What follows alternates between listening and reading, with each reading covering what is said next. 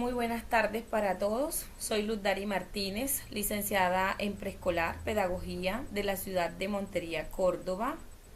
Les damos la bienvenida a este espacio de reflexión académica en el que abordaremos la evolución de la historia de la educación en Iberoamérica y cómo ese recorrido nos permite comprender muchos de los desafíos que enfrenta hoy nuestro sistema educativo. Pero antes me gustaría iniciar invitando a mis compañeros que se presenten y nos digan en qué lugar se encuentran.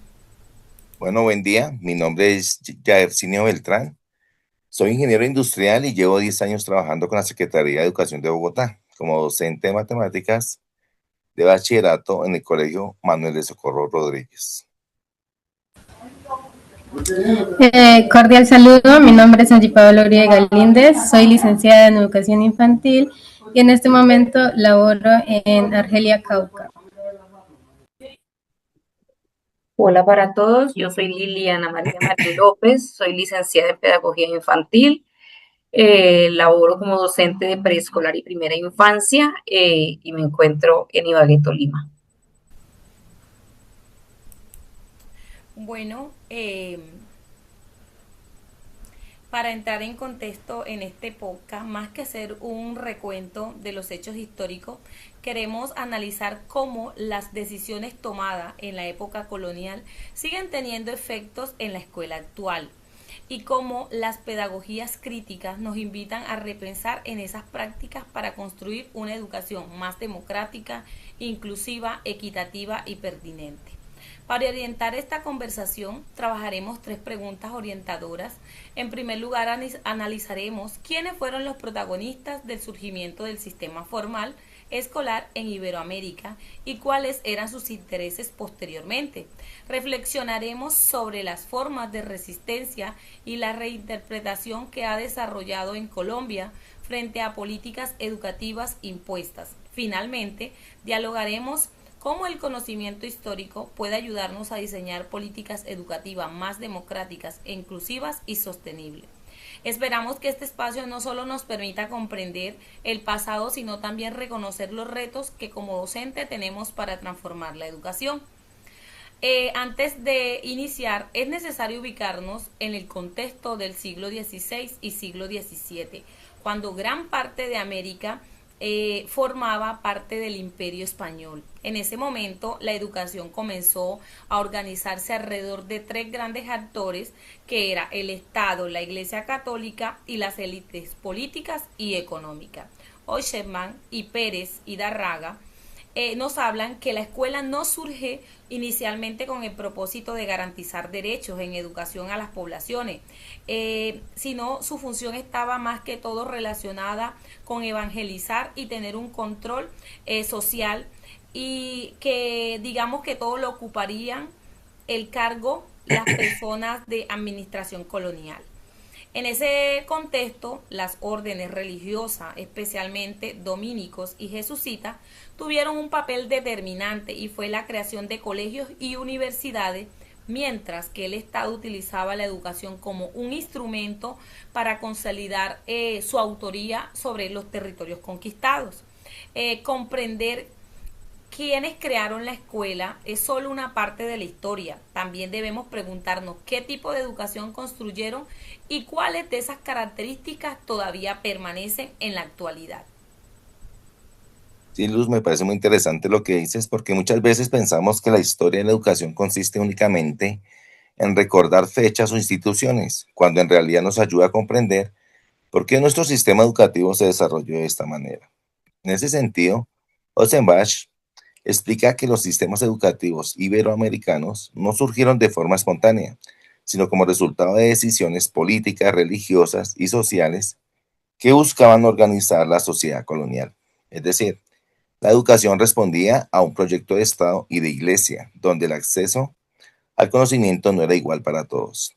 Además, Pérez e Hidárraga señalan que durante la época colonial, la educación estaba dirigida principalmente a los hijos de españoles y criollos, mientras que indígenas, afrodescendientes y otros grupos poblacionales tenían un acceso muy limitado o recibían una educación enfocada en la evangelización y la obediencia. Personalmente considero que este aspecto es muy importante porque nos permite entender que muchas desigualdades educativas no aparecieron recientemente, sino que tienen un origen histórico. Comprender ese pasado nos ayuda a analizar de manera más crítica los desafíos que todavía enfrentamos en materia de equidad e inclusión. Precisamente, pues hay una pregunta muy interesante que dice, ¿hasta qué punto esas formas de organización educativa siguen presentes hoy y qué consecuencias han dejado en nuestra manera de entender la educación?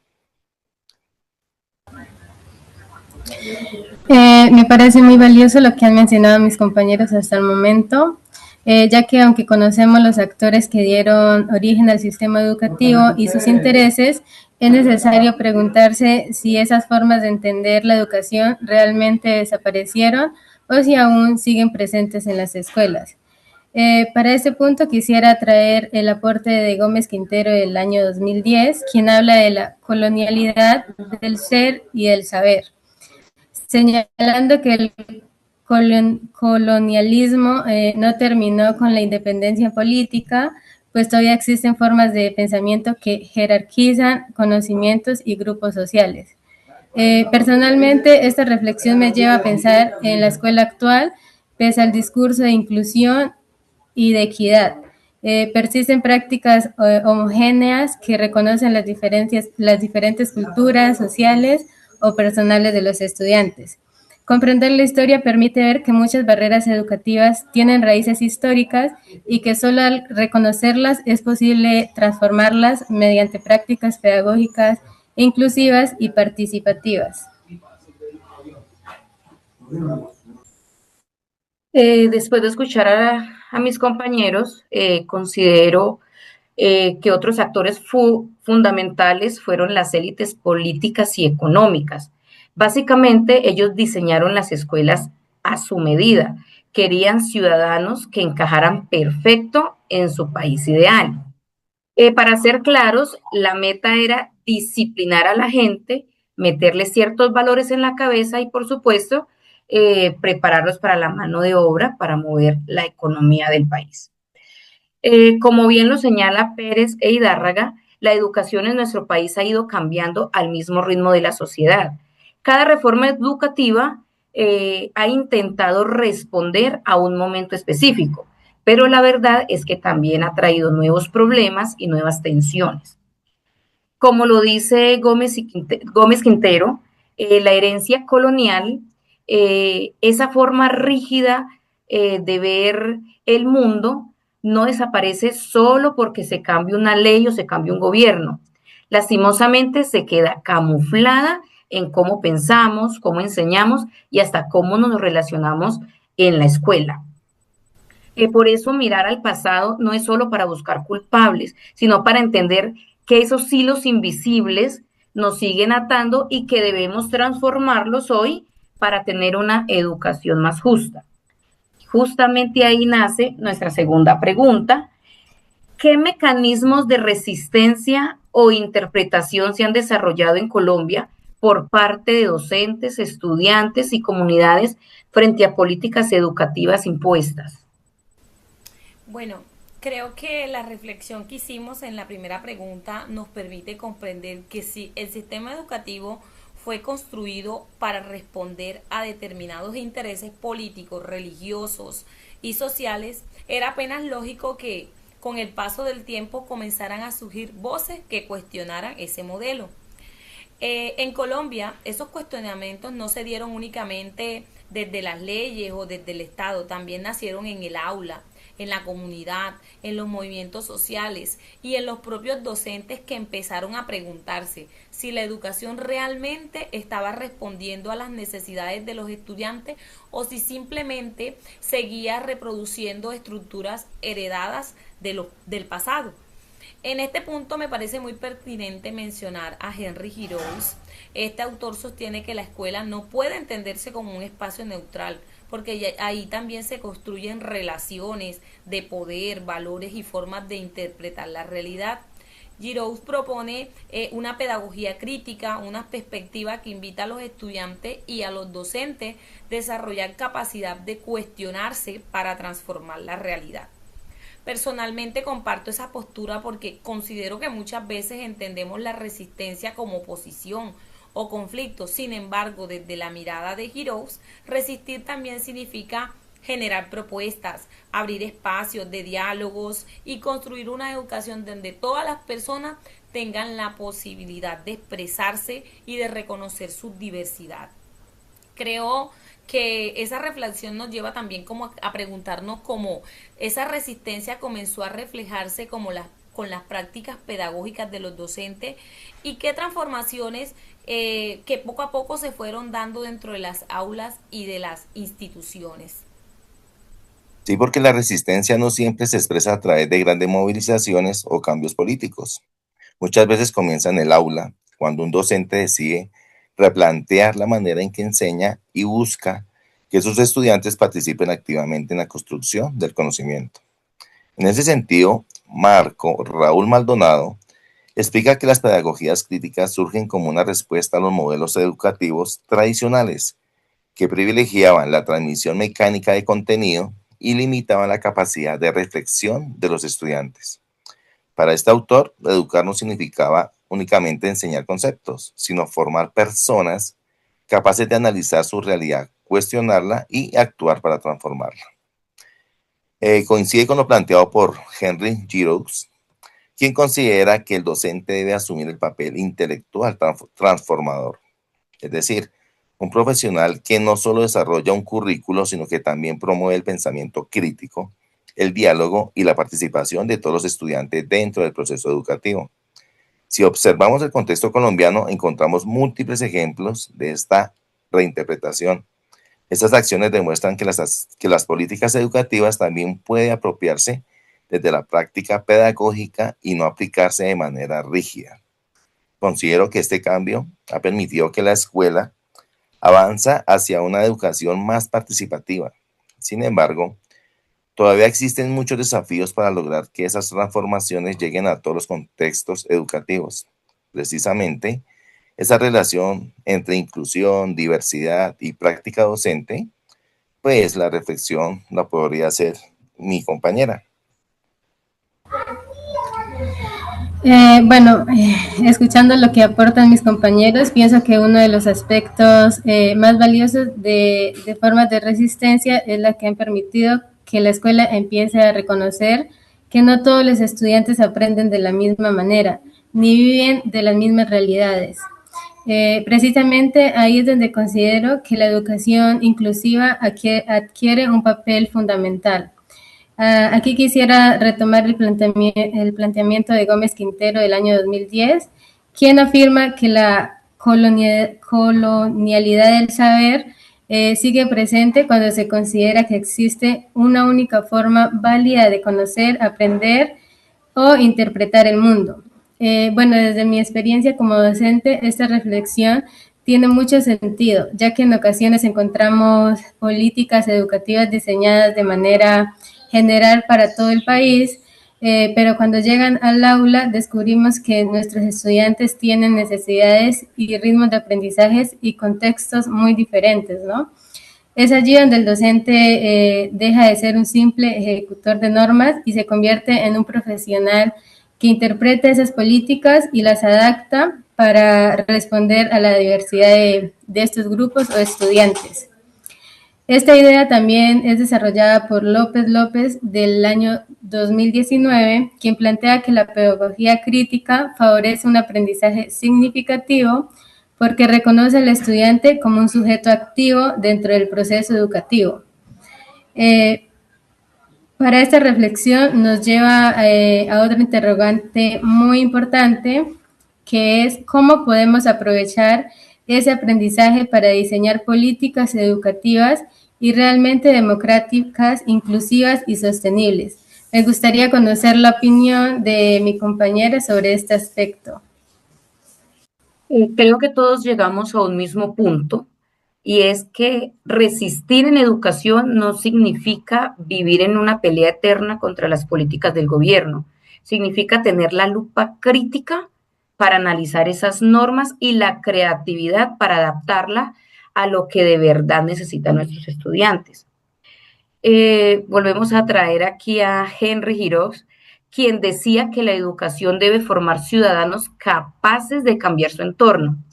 Para él, los profesores no eran o no somos simples repetidores de información, somos intelectuales, somos transformadores, somos guías que ayudan a los estudiantes a entender su mundo y a buscar formas de mejorarlo.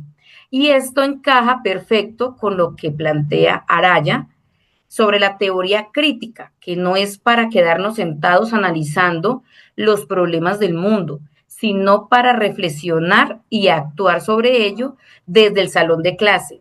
Saber que algo está mal no sirve de nada si no hacemos algo para cambiarlo. Y precisamente esa reflexión nos conduce a una nueva pregunta. Si la historia nos ha permitido comprender los errores del pasado y las experiencias de transformación del presente, ¿cómo podemos aprovechar ese conocimiento para diseñar políticas educativas más democráticas y inclusivas y sostenibles?